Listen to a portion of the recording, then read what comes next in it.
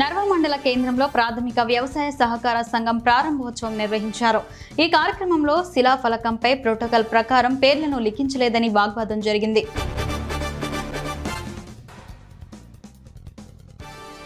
RNP వైద్యులు కేవలం మాత్రలు, సిరప్లు మాత్రమే ఇవ్వాలని, అలా కాకుండా నిబంధనలకు వ్యతిరేకంగా రోగులకు చికిత్స చేస్తే వారిపై కఠిన చర్యలు తీసుకుంటామని deputy DMHO Satyavathi Murali, CI Ramakrishnaiah ఆర్ఎన్పిలను హెచ్చరించారు.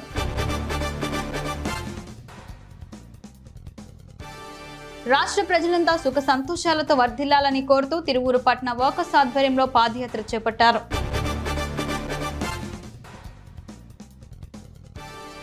కిషన్ బాగ్ పరిధిలో ఏర్పాటు చేసిన ప్రజాపాలన కేంద్రాన్ని డివిజన్ ఎంఐఎం కార్పొరేటర్ హస్సేని పాషా సందర్శించారు.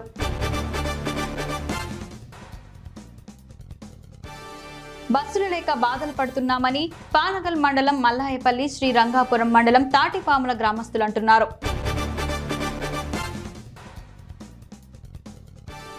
ప్రధాని నరేంద్ర మోడీ సహకారం, మందకృష్ణ పోరాటంతోని వర్గీకరణ సాధ్యమైందని మాజీ MLA BJP Nalgonda parliament incharge Saidireddy అన్నారు.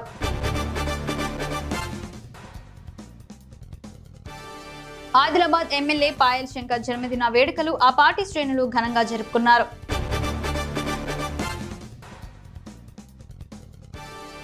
మంగళగిరిలోని టీడీపీ కేంద్ర కార్యాలయంలో ప్రజల నుండి సీఎం చంద్రబాబు వినతులు స్వీకరించారు.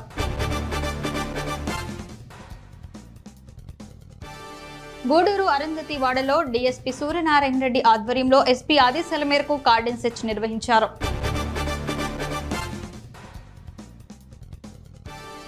ఆశా వర్కర్లకు కనీస వేతనం చెల్లించి వారి సమస్యలు పరిష్కరించాలని కురుపాం ఎమ్మెల్యే తోయాక జగదీశ్వరికి గుమ్మా లక్ష్మీపురంలో సిఐటియు జిల్లా కార్యదర్శి ఇందిరా మెమరాండం సమర్పించారు.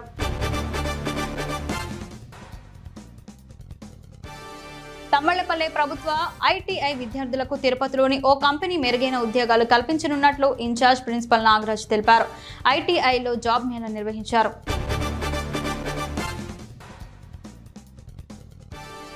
యువత డ్రగ్స్ కు బానిసలు కావద్దని మెల్ల చెరువు ఎస్ఐ పరమేశ్ అన్నారు.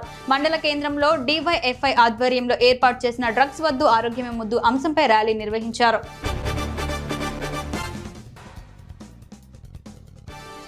మెదక్ జిల్లా నర్సాపూర్ నియోజకవర్గం నర్సాపూర్ మండలం రెడ్డిపల్లి వద్ద రీజనల్ రింగ్ రోడ్ సర్వేను రైతులు అడ్డుకున్నారు.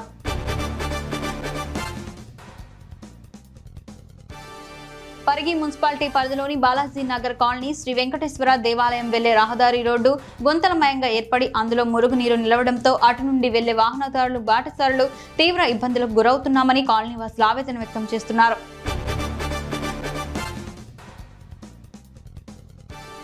విద్యార్థులు వ్యక్తిగత శుభ్రతను పాటించడంతో పాటు పరిసరాలను పరిశుభ్రంగా ఉంచుకోవాలని షాద్ నగర్ పట్టణం 4వ వార్డు కౌన్సిలర్ ఆలోనిపల్లి శ్రీనివాస్ గౌడ్ సూచించారు.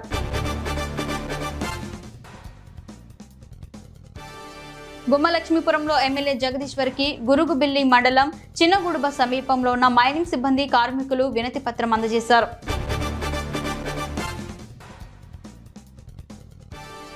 ఇల్లంతకుంట మండలంలోని పలు ప్రభుత్వ ప్రాథమిక ఉన్నత పాఠశాలలో ఆర్బీఎస్కే సభ్యులు పర్యటించారు. డాక్టర్లు, చిన్నారులకు ప్రాథమిక వైద్య పరీక్షలు నిర్వహించారు.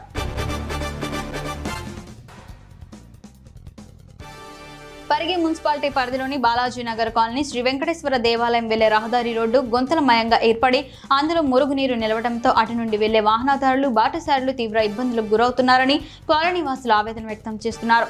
సంబంధిత అధికారులు స్పందించి వెంటనే మరమ్మతులు చేయాలన్నారు.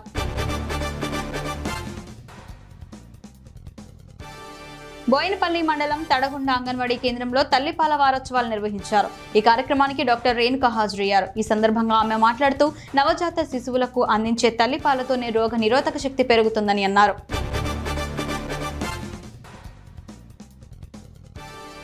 జిల్లాలో గుట్కా, పాన్ మసాలా, మాదక ద్రవ్యాల వినియోగంపై ఉక్కుపాదం మోపుదామని మల్టీ జోనల్ 2వ డీజీపీ సత్యనారాయణ అన్నారు.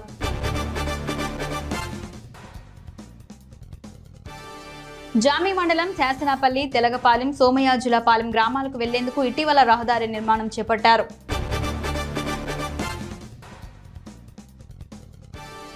అక్రమ కట్టడాలపై ప్రభుత్వం చర్యలు ప్రారంభించింది. కొడంగల్ పరిధిలోని దుద్యాల గ్రామ శివారులో ఉన్న గురు రాఘవేంద్ర రైస్ మిల్లును కూల్చివేసినట్లు రెవెన్యూ అధికారులు తెలిపారు.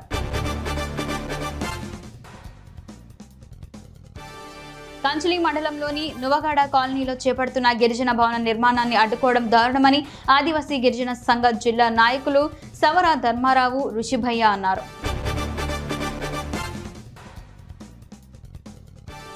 వసతి గృహాల్లో విద్యార్థులకు కావాల్సిన మౌలిక సదుపాయాలు ఏర్పాటు కోసం ప్రయత్నిస్తున్నామని నర్సీపట్నం వెనుకబడిన తరగతుల సంక్షేమ అధికారి గోపీనాథ్ తెలిపారు.